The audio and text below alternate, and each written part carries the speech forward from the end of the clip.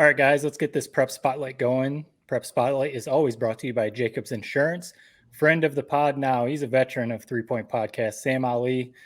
You can follow him at Sam Ali Sports on X. He's a sports director at Mid Michigan now, so definitely give him a follow. He keeps you all up to date, not just on high school football, soccer. You were just at Kersley, you were talking about a bunch of all the other fall sports around the area. So give him a follow. Thanks for joining us, Sam. You were a part of the prep spotlight a few weeks ago, or the prep pigskin preview. There you go. Weeks ago, and I wanted to ask you right out of the gate, what's a couple teams 4 weeks into the season that have kind of been a surprise to you, either good or bad? Teams that you weren't expecting to be like making a push for the playoffs, or maybe you were expecting to and they're not looking so good. A couple teams that have been a surprise so far.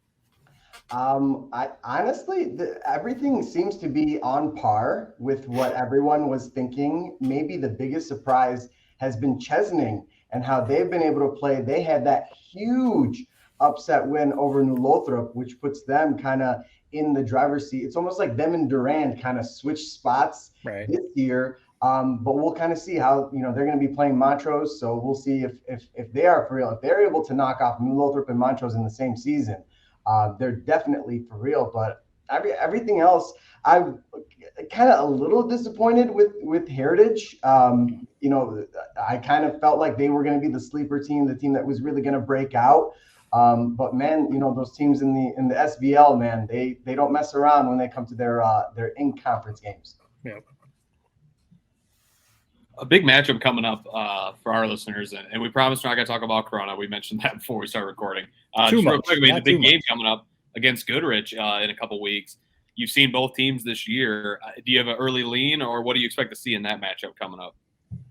Every time we think we're going to see a competitive Goodrich game, it ends up being just like they just blow the doors off of whoever they're facing. I mean, the week one game at the Big House against Frankenmuth was, back and forth, and maybe you can just attribute that to just being week one, teams kind of feeling out each other and figuring out their roles. But to bet against Goodrich at this point, it's a tough sell. But Corona's got the weapons. They've got the guys. Bauer brothers are just determined right now to go out on a high note. And at the end of the day, if anything, it just shows them what they're going to be facing when they get to the playoffs. If they just happen to be on the losing end to Goodrich, the sky is not falling. They'll get to be able to tighten up what they need to work on so that they know what they need to make that deep run, which is what they want to do ultimately. You mentioned attending the game at the Big House. We actually had a little bit of a debate a couple weeks ago about what that environment is like. You were there. Is it an awesome place to play some high school football? I'm on the opposite end. I'd rather just see them playing underneath the lights on Friday night. But what did you think?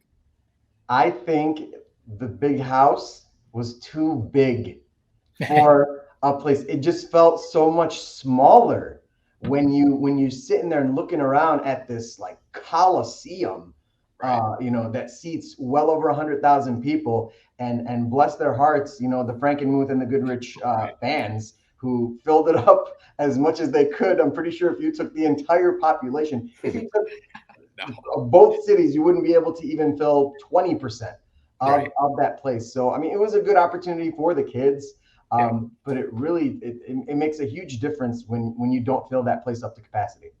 The Big House it is what it is. But, now that you've covered Mid-Michigan, in the last couple of years, and we've talked about it before here on this podcast about some of the cool stadiums in the state. Where do you like to go? What stadium do you really get into when you're out doing some coverage? Okay, so some people are probably not going to like this, but I would say the new Grand Blanc Stadium. And there have been rumblings and stuff about investing that much money and what does it mean for the community. I personally believe that it's just going to create a boom and allow them to host events outside of their own football games and stuff. So it's going to bring a lot of stuff to the Grand Blanc community. But that stadium, guys, it's better than some D3 stadiums, some D2 stadiums. I'll even go that far. I mean, it it almost kind of incentivizes other schools too to invest that kind of money into their athletics.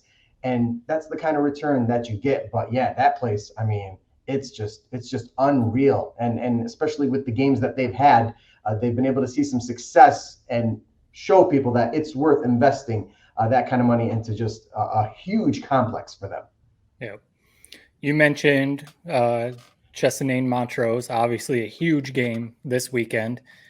The game that Jared mentioned, Goodrich and Corona, is in a couple weeks. Corona has Lake Fenton this weekend. That'll be a good test for the Cavaliers. Any other games that you've got written down right now that you're sending some photographers to, or you're going to yourself? I mean, just a couple games that you're like, we've got to get to. We got to watch these games. It's so funny that you say that, because I literally did write down a bunch of games. It seems like in the next 2 to 3 weeks are going to be basically the best matchups. You mentioned New Lothrop against Montrose, Goodrich, Corona, Fenton and Linden are going to be facing each other. And then the week after, Frankenmuth and Freeland are probably again going to face each other, and both are going to be undefeated. Lapeer and Grand Blanc there's first to 50 points. It's going to be an unbelievable game. And then Davison, who is kind of just, rolling through, they're really going to have their schedule time. They're going to be playing Grand Blanc and Lapeer. Teams have kind of seen their schedules, and, it is what it is. Sometimes you're going to have those blowout games, but I feel like in the next 2 to 3 weeks, there's going to be some really, really big matchups. And for guys like me, you're going to have to start to decide, which game is going to be the better matchup to go to. But these next 2 or 3 weeks, man, it's going to be some really, really quality matchups in Mid-Michigan. We're getting into the best part of the year, really is, for high school football, really figure out who these teams are. I think we found out a little bit about a certain team that we all love on Sunday. You happen to be in the building, Ford Field, for Lions versus Seahawks. I mean, it felt like a little bit of a wake-up call to me as a fan. It felt like maybe the air was let out of the balloon. What did you make of, one, what did the atmosphere feel like there down at Ford Field? And two, are you hitting the panic button with this Lions team? The atmosphere, guys, legitimately, I was getting a headache as to how loud it was. And even pregame, people walking in, people at the entrance, you had strangers giving each other high fives, and just everyone so excited and so happy. And I don't really have a dog in the fight, but man, I was devastated after that happened. It was such a bummer, because for as loud as it was, and they talked about that, it was the loudest, that it peaked at 127.5 decibels, the loudest it has ever been at Ford Field. In a way, when that touchdown was scored in overtime and the referee says it's been reviewed, it's a touchdown, the game is over, the silence was deafening. There were no boos. It was just stunned silence. And it really sucks. And that was what the players were saying afterwards, that they felt so bad that everyone came out and there was just all this optimism, and they kind of did just give it away. And looking ahead at the schedule, you got Atlanta, one of the best running teams in the entire NFL. And that's what the Lions struggle with and haven't been able to figure out. And then on a short week turnaround, taking a look at a Green Bay team that is way better than what we thought. They could be getting Christian Watson back at that point. Are we staring at 1-3 right now after all the expectations? It's just mind-blowing, and let alone all the injuries. It's just a whirlwind right now. You just don't know what to think. Yeah, definitely a little disappointing start, especially that end of that game last week. But we'll talk more about that a little later on in the podcast. Before we let you out of here, you're a Dearborn guy, right? Is there any of the schools down there that you're kind of keeping an eye on that might do make some noise in the playoffs? You know what? Every time I get with Dearborn Fortson, go Tractors. There we go. Every time I get excited about anything that they do, and then it's like, only recently I found out that Antonio Gates Jr. went to Fortson. I was at my brother's graduation. He's like, "Hey man, that's Antonio Gates' son." I'm like, "Antonio Gates is here? What is he doing here?" It was like, I didn't even know. But I mean, at the end of the day, with you kind of look at those teams, no one's really gonna make any noise. I know all eyes are on Division One, and when it comes to teams like Belleville, teams like Rockford, it's gonna be tough. I hope we don't get into a situation like last year where we had so many of our local teams go to the state championship, and it kind of just kind of fell flat. I know Gladwin ended up winning, Right. stuff, but I really want to see what our teams look like when they face the cream of the crop in the state. And I think we'll get at least one. I got a good vibe about the teams in our area. It seems like it. And, like you said, there's a bunch of stars and senior leadership and some really good programs right now. Last one for me, speaking of those stars, and maybe not sticking with Corona and Wyatt Bauer or his brother Tarek, any other players that you're just saying they're just lighting up the scoreboard, either defensively, offensively? You guys seem like every time you cut a highlight, it's all this guy. Any players that you guys are just highlight reel after highlight reel?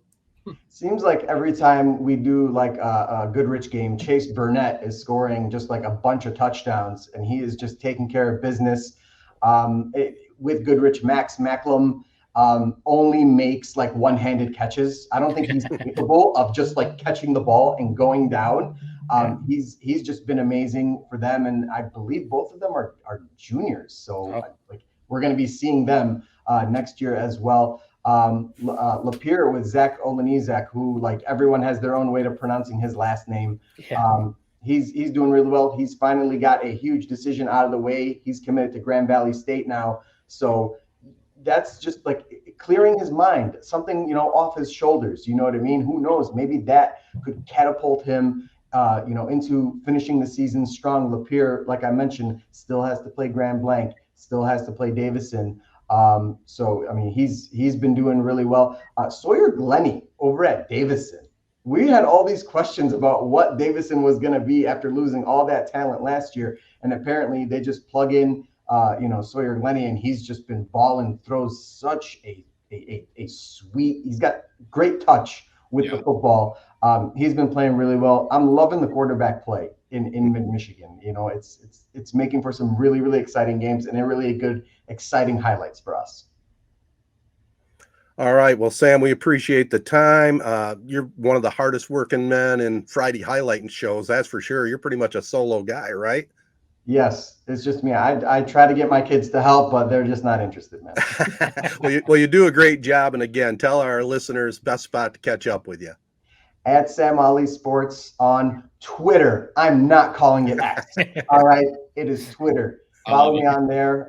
There's high school talk, a bunch of other nonsense that you'll find on there. Also on Facebook at Sam Ali Sports, and I've also gotten into the TikTok with the kids. Nice. You won't be seeing me dancing or doing any kind of sing-alongs or anything like that. Right. But just some funny stuff with Detroit sports. Follow me on all of those platforms to keep you updated on the local sports scene. All right, Sam, we really appreciate the time, and we'll have a little bit more here on the Prep Spotlight brought to you by Jacobs Insurance Agency right after this from the good folks at Jacobs. Jacobs Insurance Agency has served Shiawassee County and the surrounding areas since 1977. Just like 3 Point Podcast, we've had 3 generations: Gary Jacobs Sr., Gary Jacobs II, Brian Jacobs, and myself, Noah Jacobs, serving our community with offices in Waterford and Owasso on M21, just west of Home Depot. Stop in or go online to jacobsinsurance.com to get a quote or get your questions answered by our team. Jacobs Insurance is a proud supporter of our local schools and the proud sponsor of the Prep Spotlight. Insure everything, local, independent, and trusted. It's our family working together to protect yours. That's the Jacobs way. All right, guys, great stuff with Sam. As always, enjoy talking with him, and he does a great job covering the high school scene. We didn't talk a whole lot about it, but let's start this right off with our number 4. Corona Cavaliers dominated Owasso's Trojans at Wilman Field last Friday night, 56-7.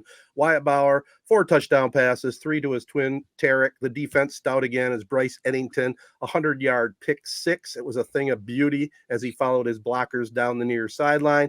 Cavs now have outscored their opponents 178-14. We're reaching that midway point of the season, and they got a long way to go, but boy, they're looking good. I mean, we said it, some of these games, it almost is setting up like Michigan's schedule or some of these schedules that you see in college. The first few games, I'm not calling them cupcakes by any means, but we kind of knew that Corona would be favored in these first 3 or 4 games. And they clearly took care of business. That score differential that you just laid out is just insane. And actually, our friend Goose Poop, he put out a graphic. We posted on our Facebook page. They're one of only 10 teams that allow like under 5 points a game right now, allowing 3.5 points per game. So it's just crazy to think about. But we mentioned it with Sam, and we've mentioned it before. Lake Fenton this Friday, Goodrich next Friday.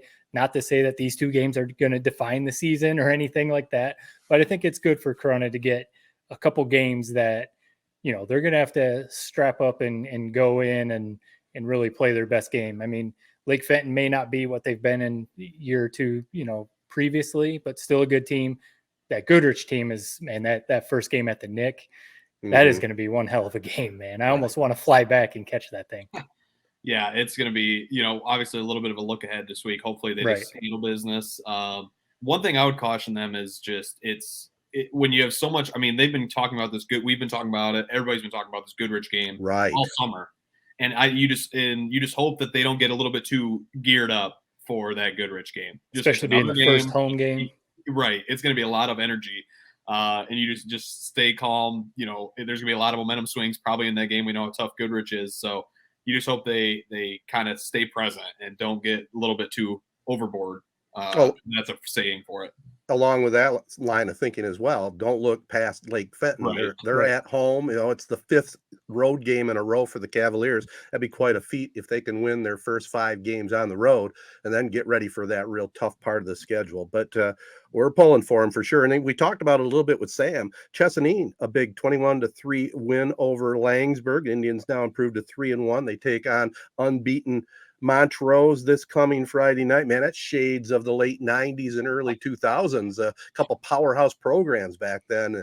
Chesaning could really make a statement if they can knock off the Rams. Yeah, when I saw Montrose and Chesaning being one of the highlight games, at least in mid-Michigan, it really did make me think about mid-90s, late 90s, being a 7th, 8th grader, waking up, reading the Argus Press, seeing the headlines of a playoff matchup or something like that. But yeah, man. Sam said it. Chesaning, one of the surprise teams in the area for sure. Yeah.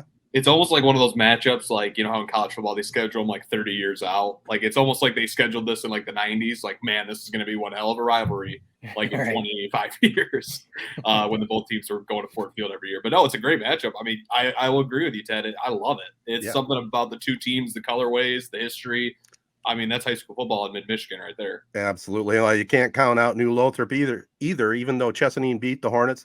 New Lothrop, no problem with Mount Morris. The Hornets improved to 7-0 all time against the Panthers. Then we had a couple of big blowouts, guys. I mean, Durand, a little bit angry, taking on a Lakeville team, which really hasn't been able to figure it out in football the last number of years, 71-6. Gavin Brewer had 115 yards and 3 scores, and senior Hayden Simmons over 100 yards and also 3 touchdowns. But 71 points in the day and age of the running clock, that's nothing to sneeze at. That's it, because you're putting your backups in too, and there's maybe even third stringers in there. So 71 points, that just takes a lot of time to score. That's well, the whole key, and here's the other score I wanted to throw out there. There's actually 2 scores I wanted to throw out there. Mount Pleasant Sacred Heart, poor Byron this year. I mean, it wasn't that long ago, Jared, that Byron beat Corunna at the Nick. And now they're down to 8-man football. They got pounded 77-0. They've really struggled this year. When these teams that can put up in the mid 70s, you got to score a ton of those points in the first half because the running clock doesn't take effect until the second half. They might have been had 50-0 at halftime. Then the clock continues to run, and the second half never stops. So that's ugly. What Corunna was well on their way against Owasso, right? Not to take any shots, but what was that halftime score? Was it 42-0? Yeah, it was 42-0. Yeah. So they were on their way. Yeah. And then I don't know if you guys caught this score in college football. Portland State routed North American University. I don't even know where they're at. 91-0. Did you see what that college was all football. About? What's that? No, I didn't see. I did see the score. I'll be honest. I didn't look into it. No, I didn't either. What is the story behind it? The week before, Portland State lost 71-0. So they Oh my they, God. North they American flipped the University. script on it. Let me confirm that. But I saw, yeah, they said one week, they went in and lost this point spread, and then the next week they're doing the other way around. Holy So cow. yeah, 71-0 the previous week. So That's got to be the pretty funny. biggest point margin turnaround in 2 weeks ever. I mean, Yeah. incredible. And also, Perry Ramblers picked up another win over Whitmore Lake, 41-12. Good job, Ramblers. And then, Jared, you might appreciate this. I don't know if you saw it or not, but Detroit Catholic Central's taking on Orchard Lake St. Mary. It's going to be on State Champs Television and WJR Radio. I mean, that blows my mind. They're the big 50,000 water in Detroit covering high school football. Yeah, it's pretty awesome. I'm pretty sure they did that last year. I thought for they would simulcast our Valley games on there. Uh-huh. Yeah, it's a good matchup, and it's cool that even though we're not doing it this year, that State Champs has kind of picked it up, and they're doing a game every week. I love that. They do a good job. Yeah, they do. And also, I mean, speaking of Detroit, I did see this week that in the NFL, 19 football players out of Detroit High School in the NFL, most of any city in the country. How That's cool. pretty amazing. It was amazing, man. I don't know how. It's kind of shocking to think about, but we know how good Detroit is every year. I mean, you look at who the state champions are in every division. It's like Right. It's almost like a team out of Detroit for all 8 divisions. Yep.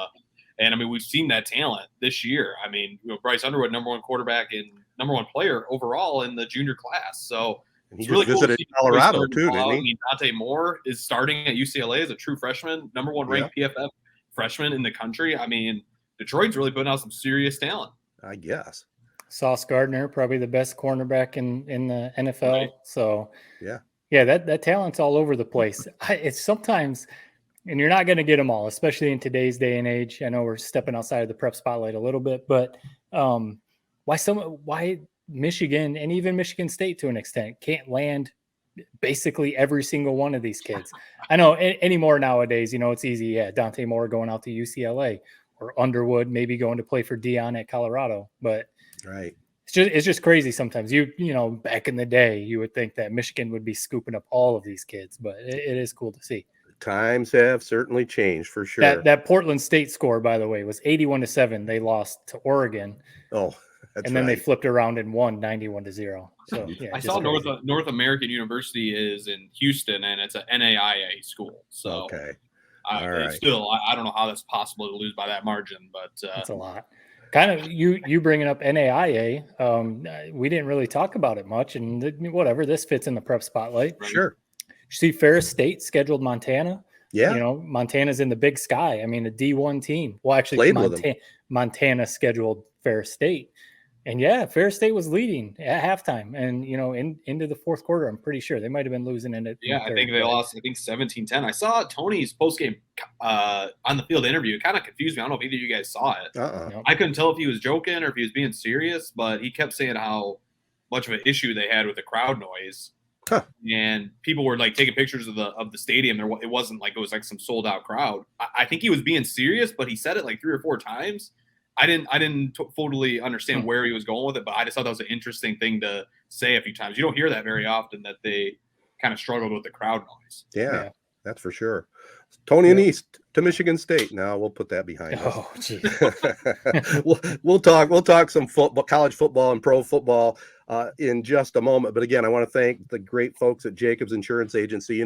We don't say it enough, fellas, but our advertisers, we have a lot of listeners, and our advertisers are with us because they want to get their message out there. So if you're ever in their business, whether you're already an existing customer or a new customer, tell them you listen and heard their ad here on the 3 Point Podcast. I'm sure they would really appreciate it. And everybody likes to know where their money's going. So big shout out to Jacobs Insurance again for being a part of the Prep Spotlight. All right, we'll have more college and pro football right after this.